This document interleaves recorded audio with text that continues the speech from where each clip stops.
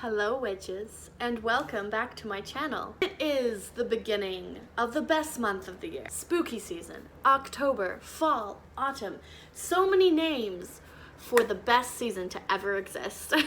I am a huge fan of Halloween, Samhain, the crisp autumn air, the fog, the leaves, the pumpkins, the candy, everything. I am such a big fan.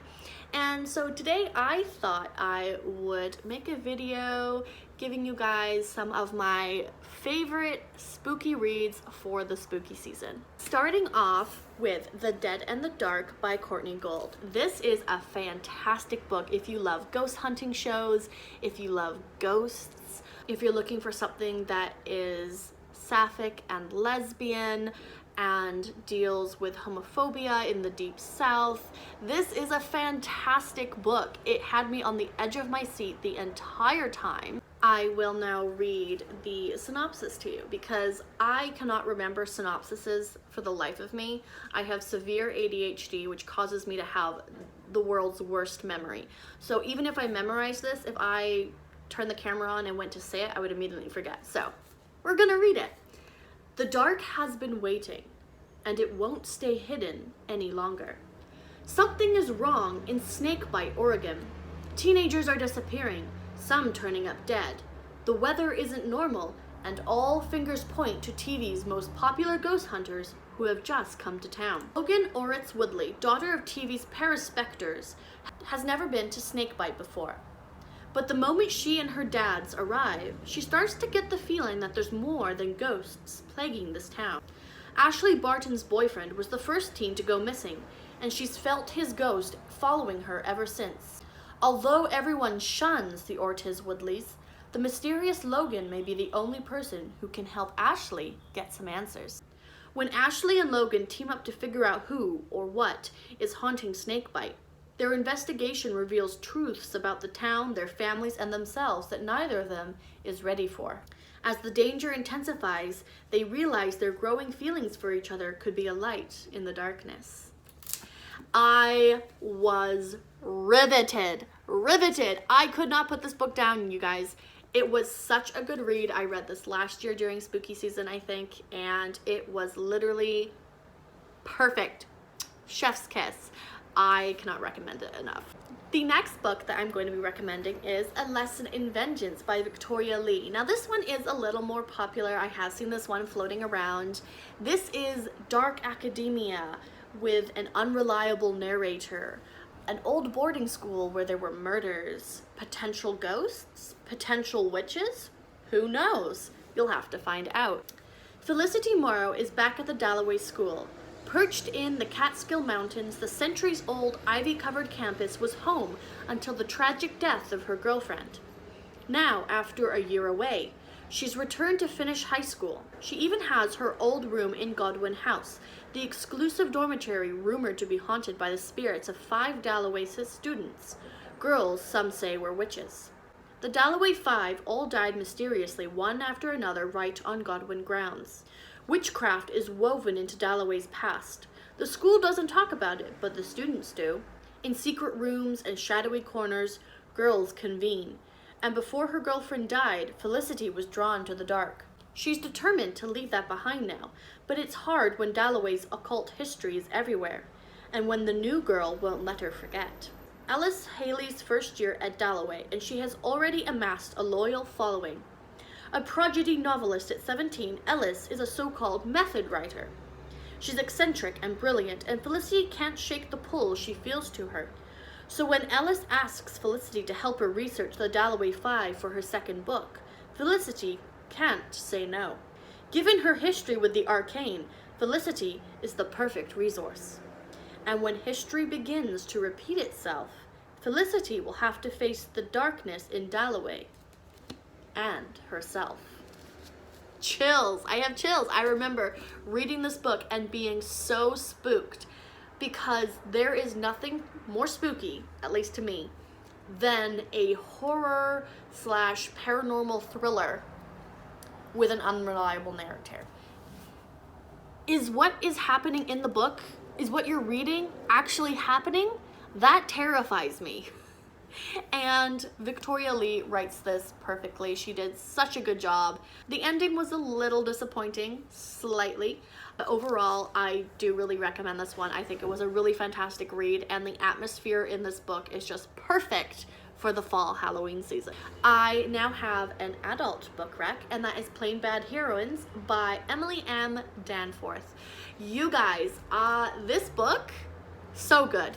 Don't be intimidated by the size. You will fly through it. I know I did.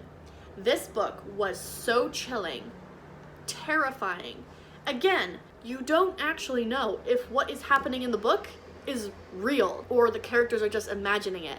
There is no unreliable narrator in this instant, but everything is just so contrived. You're not sure. You kind of start going crazy, like, oh my god, is this actually happening? Fantastic book. I was so scared at certain points that I had to put it down. I had to take breaks. It was just that scary. Our story begins in 1902 at the Brooke Haunt School for Girls. Flo and Clara, two impressionable students, are obsessed with each other and with a daring young writer named Mary McLean, the author of a scandalous best-selling memoir. To show their devotion to Mary, the girls establish their own private club and call it the Plain Bad Heroine Society. They meet in secret in a nearby apple orchard, the setting of their wildest happinesses and ultimately their macabre deaths. This is where their bodies are later discovered with a copy of Mary's book splayed beside them, the victims of a swarm of stinging, angry yellowjackets. Less than 5 years later, the Brooke Haunt School for Girls closes its doors forever, but not before 3 more people mysteriously die on the property, each in a most troubling way. Over a century later, the now abandoned and crumbling Brooke Haunt is back in the news when wonderkind writer Merritt Emmons publishes a breakout book celebrating the queer feminist history surrounding the haunted and cursed Gilded Age institution. Her best-selling book inspires a controversial horror film adaptation starring celebrity actor and lesbian it girl Harper Harper, playing the ill-fated heroine Flo, opposite B-list actress and former child star Audrey Wells as Clara. But as Brooke Haunt opens its gates once again and our 3 modern heroines arrive on set to begin filming, past and present become grimly entangled, or perhaps just grimly exploited, and soon it's impossible to tell where the curse leaves off and Hollywood begins. That last part where it becomes impossible to tell where the curse leaves off and Hollywood begins is so true. I genuinely didn't know what to believe, what to think reading this book. Truly incredible. And a little tidbit, Mary McLean, the author of the controversial book, actually existed. You can go read her book. Her book is real. Obviously, the events in this story are all made up, but that historical figure of Mary McLean did exist. Highly recommend this one. It was so good. 5 out of 5 stars. And now, drum roll please. My all-time favorite spooky book ever, which I highly recommend everyone needs to read, an emphasis on everyone, My Dearest Darkest by Kayla Cottingham. You guys, this book is so freaking underrated, and for what? It has everything you could ever want. It's Sapphic. It has cults, old gods, dark academia, a boarding school. It's fantastic. Everyone who I recommended this book to and they read it, loved it. And when I tell you that I read this book in less than a day, I did. And I think I'm going to be rereading it this season just because of how good it was. Finch Chamberlain is the newest transfer student to the ultra-competitive Ulalome Academy. She's also not what she seems. Before school started, Finch and her parents were in an accident that should have left her dead. But something monstrous and ancient and terrifying wouldn't let her die. Finch doesn't know why she woke up after her heart stopped, and ever since, she's felt a constant pull to the town of Rainwater, like something there is calling to her. Selena St. Clair rules Ulalome Academy. She's careful not to let anyone get too close to her until she meets Finch. The two girls are instantly drawn to each other, even though Selena fears letting Finch in will change everything. One night, Finch, Selena, and their friends accidentally summon a creature of immense power in the depths of the school. It promises to grant every desire the girls have kept locked away in their insecure hearts: beauty, power, adoration, in exchange for a price. But as the cost of their wanting becomes more deadly, Finch and Selena must learn to work together to stop the horror they've unleashed before it consumes the entire island. You guys, I genuinely loved this book so much. It was incredible. The writing was atmospheric and created such a feeling of fear and excitement while reading this book. Again, as with Plain Bad Heroines, there were moments when I had to put this book down just because of how scary it was. Truly the perfect horror story. Hi. All right, these were my Sapphic spooky book recommendations for the Halloween season.